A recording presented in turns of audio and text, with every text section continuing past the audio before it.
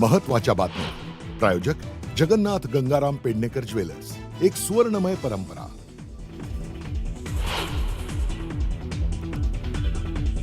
एक नोव्हेंबरला होणारा मोर्चा सत्तेकरता नाही, सत्याकरता. खोट्या मतदारांचा नाही तर खऱ्या मतदारांकरता.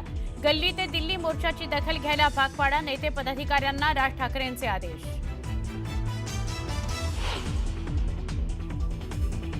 शिवतीर्थ बंगल्यावर जाऊन संजय राऊतांनी घेतली राज ठाकरेंची भेट. 1 नोव्हेंबरच्या मोर्चाच्या नियोजनाबाबत दोघांमध्ये चर्चा.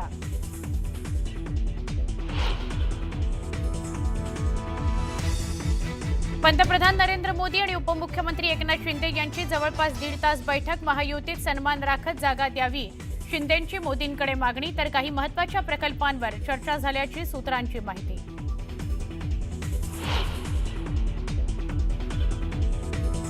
दंगेकरांना जो निरोप द्यायचा तो दिलाय. महायुतीत मतभेद होता कामा नयेत अशी समज दिली आहे. दिल्ली दौऱ्यावर असलेल्या एकनाथ शिंदेंचं दंगेकर मोहोळ वादावर मोठं विधान.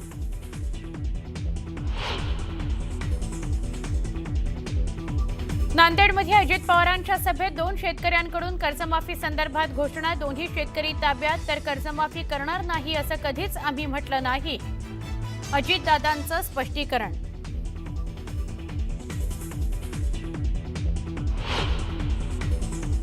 आपल्याला माहित आहे भंडारा शहरामध्ये अनेक विकास कामं झाले, पण त्या विकास कामामध्ये 25 आणि 30% कट झाल्याशिवाय एकही काम झालं नाही.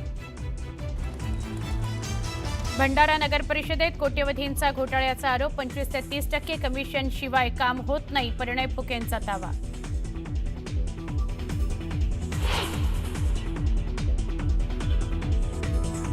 आरोपी प्रशांत बनकरला फलटणच्या अतिरिक्त जिल्हा न्यायालयात करणार हजर. राहत्या घरातूनच बनकरला अटक केल्याची माहिती. तर गोपाळ बदनेचा पंढरपूरमध्ये शोध सुरू. मात्र अद्यापही बदने पोलिसांना सापडेना.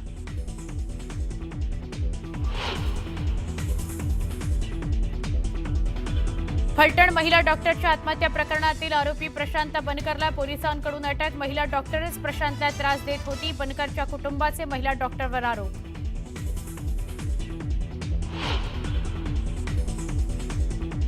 आणि नांदेडच्या तरुणाला कर्नाटकच्या बिदरमध्ये जबर मारहाण. प्रेम प्रकरणातून तरुणाला बेदम मारहाण झाल्याची माहिती. मारहाणीनंतर तरुणाचा मृत्यू.